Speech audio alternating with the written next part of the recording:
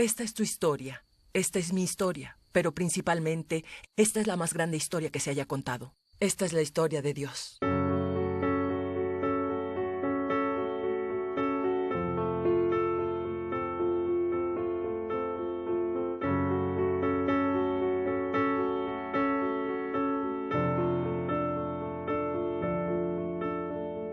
De nuevo comenzó Jesús a enseñar a la orilla del lago. La multitud que se reunió era tan grande que él subió y se sentó en una barca que estaba en el lago, mientras toda la gente se quedaba en la playa. Les enseñó cosas por medio de parábolas y entonces les dijo: pongan atención, un sembrador salió a sembrar. Sucedió que al esparcir la semilla, una parte cayó en el camino, llegaron los pájaros y la comieron. Otra parte cayó en terreno pedregoso, sin mucha tierra. Esa semilla brotó pronto, porque la tierra no era profunda. Pero cuando salió el sol, las plantas se marchitaron y por no tener raíz, se secaron. Otra parte de la semilla cayó entre espinos que al crecer la ahogaron, de modo que no dio fruto. Pero las que cayeron en buen terreno, brotaron, crecieron y produjeron cosecha que rindió el 30, el 60 y hasta el 100 por uno. Jesús añadió: el que tenga oídos para oír, que oiga.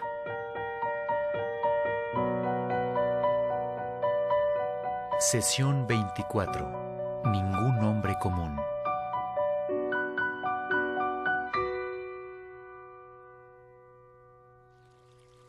Una mañana, hace varios años, me encontraba en la cama, permaneciendo en un estado entre dormido y despierto, recostado sobre mi lado derecho.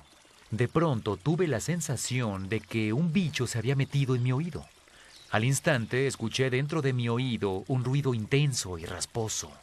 Salí de un salto de la cama y corrí al baño, me miré al espejo y sacudí la cabeza violentamente como cuando lo haces para sacar el agua. Mi esposa entró corriendo al baño y me preguntó: ¿qué te pasa? Yo grité: creo que tengo un bicho en el oído. Luego ella hizo que inclinara mi cabeza hacia un lado, me puso unas gotas de algo adentro y luego me dijo: si hay un bicho en tu oído, esto se encargará de él. Parece que así fue. Para ser honesto, no estaba seguro de que fuera un bicho para empezar. Tal vez solo se trató de un sueño o más bien una pesadilla. Sin embargo, mi esposa me sacó una cita con el doctor para la mañana siguiente. Me pasé todo el día pensando en lo tonto que resultaba todo el asunto. Yo estaba bien. Llamé a mi esposa y le pedí que cancelara la cita con el médico. Esa noche me fui a dormir. Cuando me recosté del lado derecho, ese sonido intenso y rasposo apareció de nuevo. Ahora sí estaba asustado. No podía ser un bicho. Los bichos no trabajan por turnos.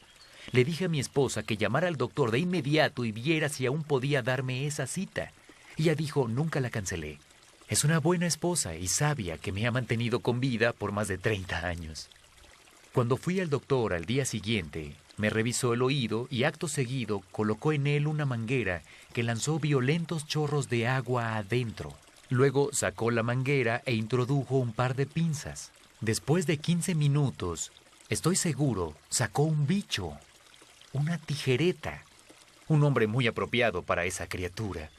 El doctor dijo que el bicho hubiera salido solo, pero cuando Rosanne puso las gotas en mi oído, lo ahogó. Luego, cuando me acosté del lado derecho, el insecto ya muerto se recargó contra mi tímpano. Esto hace que la frase «voy a tener que ponerte un bicho en el oído» alcance otro nivel, al menos para mí. En este capítulo, Jesús, el maestro, el rabí, lo expone así: el que tenga oídos para oír, que oiga. Mateo 11:15. Lo que estoy a punto de decirte es extremadamente importante, dijo Jesús. Pon atención. Jesús es el maestro de maestros. El enfoque de su enseñanza era el reino de Dios. Jesús quería darnos una visión y enseñarnos principios sobre cómo vivir la vida en el reino de Dios. El reino de Dios es ese jardín restaurado que se perdió en el capítulo 1 de la historia. El reino de Dios es un nuevo jardín en una nueva tierra a donde Dios bajará de nuevo para morar con nosotros, los que creemos y aceptamos la visión a través de Cristo. Jesús nos enseña desde la historia primaria cómo vivir la vida en la historia secundaria. Él tenía varias técnicas geniales para hacerlo. Primero enseñó en parábolas. Las parábolas son historias inspiradas en la naturaleza o la vida diaria a fin de ayudarnos a entender un principio más grandioso. Uno de los temas favoritos de Jesús eran las cosas que un agricultor pudiera entender, porque muchas personas en esos días eran agricultores o pastores. Este era un mundo que ellos entendían.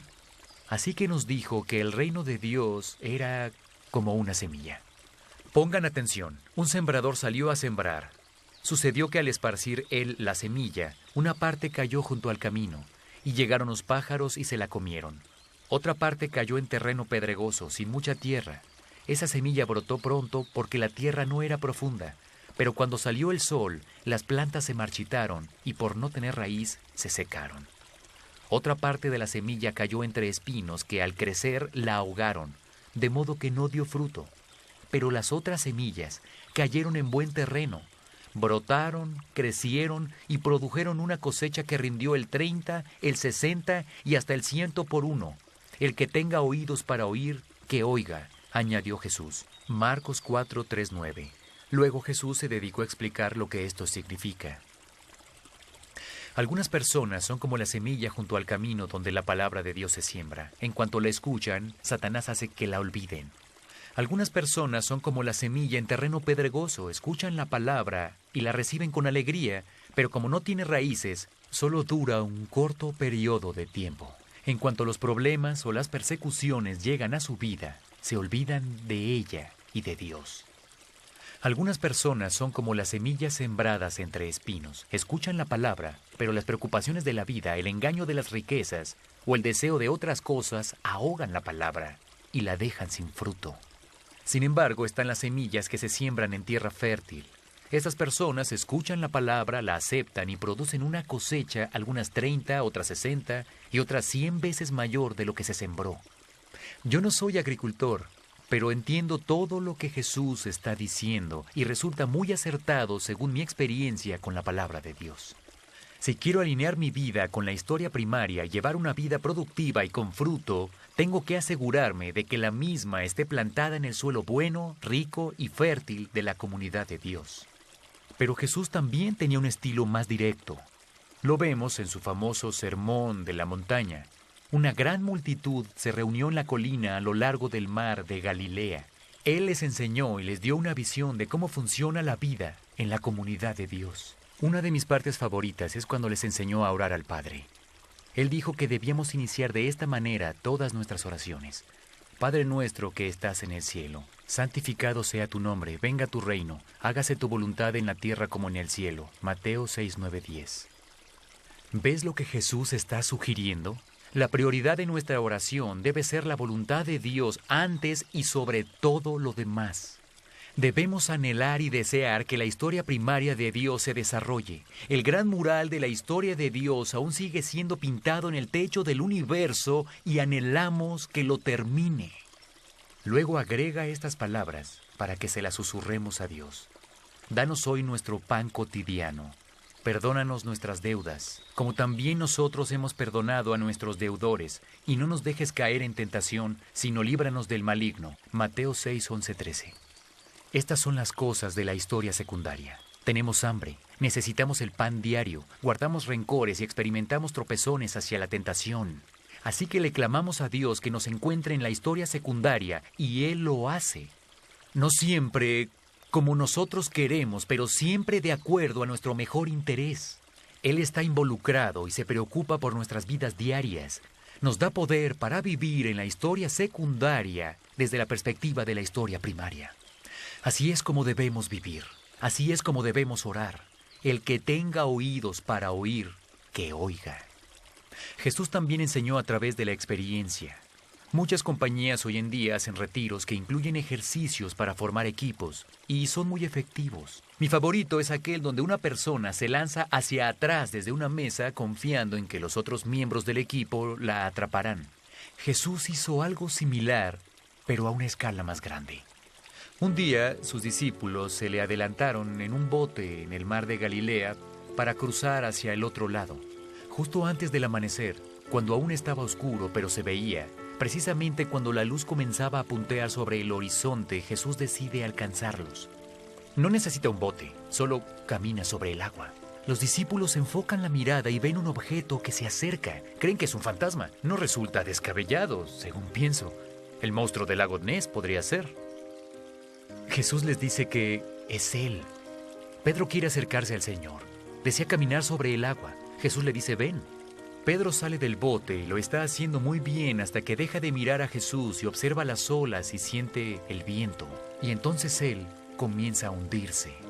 Pero Jesús lo salva.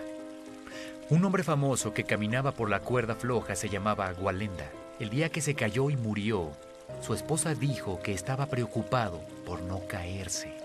Jesús le enseñó a Pedro el mismo principio poderoso. Si quieres caminar sobre el agua, tienes que concentrarte en caminar hacia Jesús, manteniendo tus ojos fijos en Él. No debes preocuparte nunca por no hundirte. Vaya, eso es algo bueno por lo cual vivir. Jesús es el maestro de maestros. Él nos enseña cómo alinear nuestras vidas en la historia secundaria de acuerdo a la historia superior de Dios. El que tenga oídos para oír, que oiga. Yo solo quiero poner ese bicho en tu oído. Discusión del DVD. Por favor, ve a la página 153 de tu guía del alumno y discute el video que acabas de ver.